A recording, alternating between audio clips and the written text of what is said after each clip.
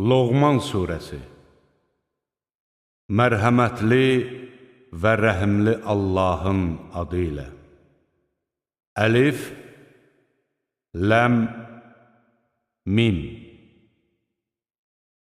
Bu, hikmətli kitabın ayələridir. Xeyrxax əməl sahiblərinə doğru yol göstəricisi və rəhmətdir. O kəslərə ki, namaz qılır, zəkat verir və axirətə qətiyyətlə inanırlar.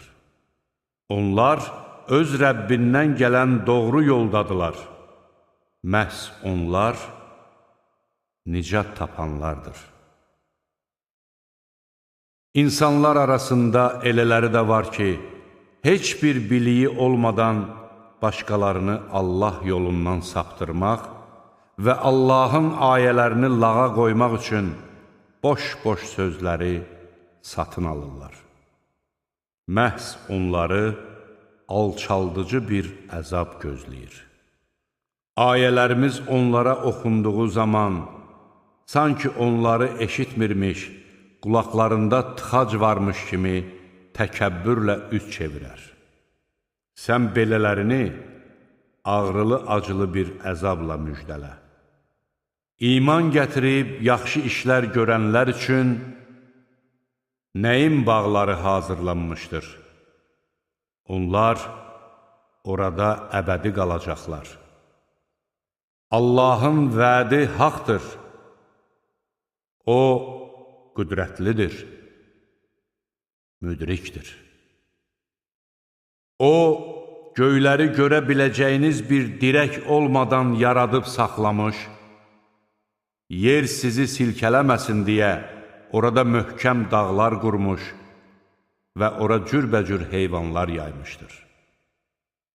Biz göydən yağmur yağdırıb, orada cürbəcür gözəl bitkilər bitirdik. Bunlar Allahın yaratdıqlarıdır.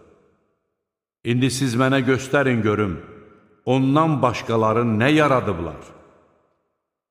Xeyr, zalimlar açıq-aydın azğınlıq içindədirlər. Biz Loğmana hikmət verdik. Allaha şükr et. Kim şükr etsə, özü üçün şükr etmiş olar. Kim nankör olsa, bilsin ki, Allah onun şükrünə möhtac deyildir, tərifə layiqdir. Bir zaman Loğman öz oğluna nəsihət edərək demişdi, oğlum, Allaha şərik qoşma, həqiqətən Allaha şərik qoşmaq böyük zülümdür. Biz insana ata-anasının qayğısına qalmağı əmr etdik. Anası onu bətnində gündən-günə zəiflədiyinə baxmayaraq daşımışdır. Onun süddən kəsilməsi isə 2 il ərzində olur. Mənə və valideynlərinə şükr et.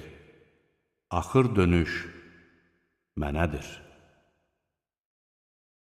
Əgər onlar bilmədiyim bir şeyi mənə şərik qoşmağın üçün səni məcbur etməyə cəhd göstərsələr, onlara güzəşdə getmə.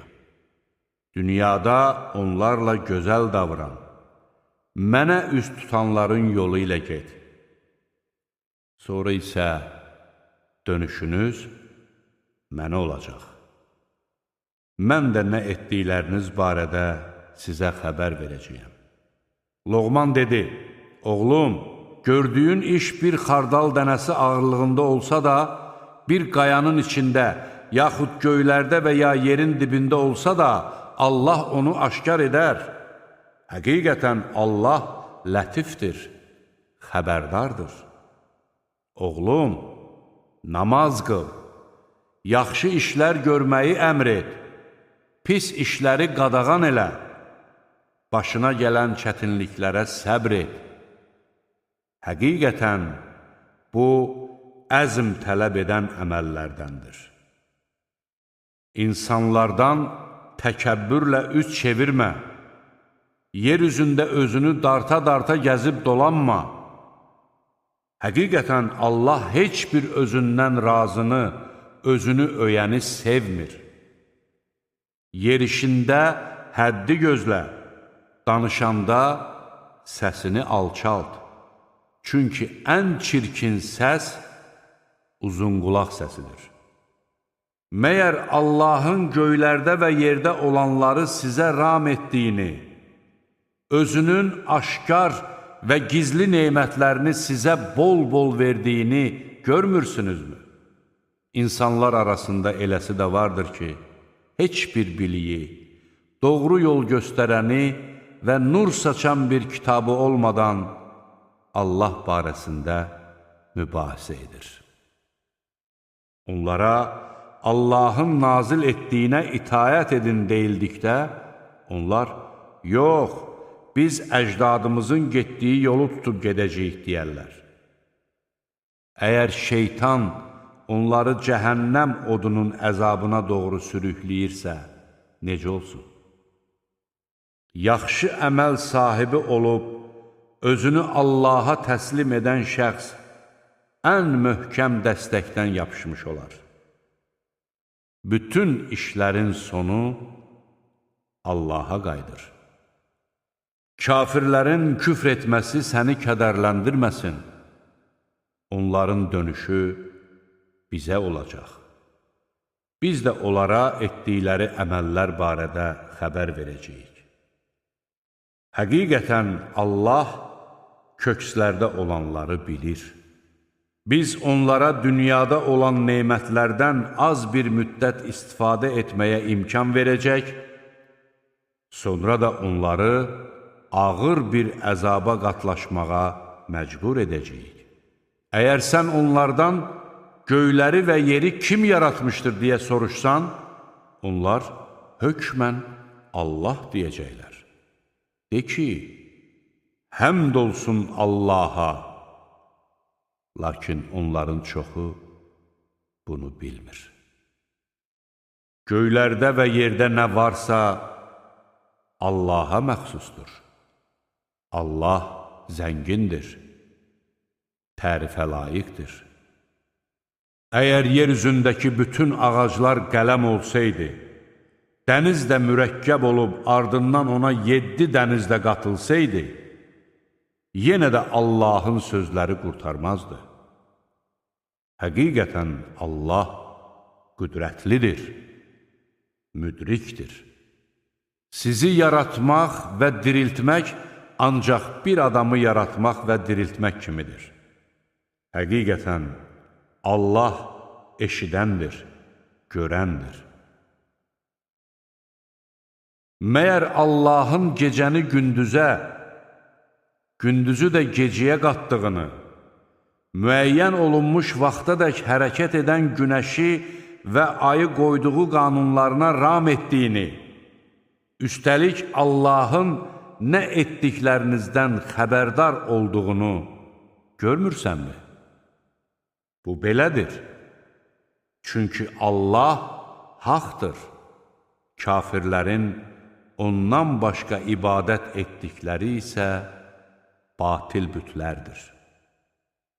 Həqiqətən Allah ən ucadır, ən böyükdür. Onun dəlillərinin bəzisini sizə göstərməkdən ötürü dənizdə gəmilərin Allahın neməti sayəsində üzdüyünü görmürsünüzmü? Şübhəsiz ki, bunlar səbirli olanlar və şükr edənlər üçün bir ibrətdir. Dağların saldığı kölgələr kimi, dalğalar onları çulğadığı zaman, onlar dini məhz Allaha məxsus edərək ona yalvararlar. Allah onları xilas edib, quruya çıxartdıqda isə, aralarından bəziləri küfrlə iman arasında orta yol tutar. Bizim ayələrimizi yalnız nankör xainlər inkar edərlər. Ey insanlar! Rəbbinizdən qorxun. Valideynin övlada, övladın da valideynə heç bir fayda verə bilməyəcəyi gündən çəkinin. Həqiqətən Allahın vədi bir həqiqətdir. Qoy bu fani dünya sizi çaşdırmasın. Hiləgər şeytan da sizi Allahın əzabından arxayınlaşdırıb tovlamasın. Həqiqətən o saat haqqında elm yalnız Allahdadır.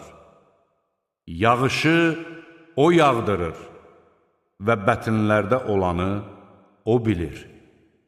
Heç kəs sabah nə qazanacağını bilə bilməz. Heç kəs harada öləcəyini də bilməz. Allah isə şübhəsiz ki, biləndir, xəbərdardır.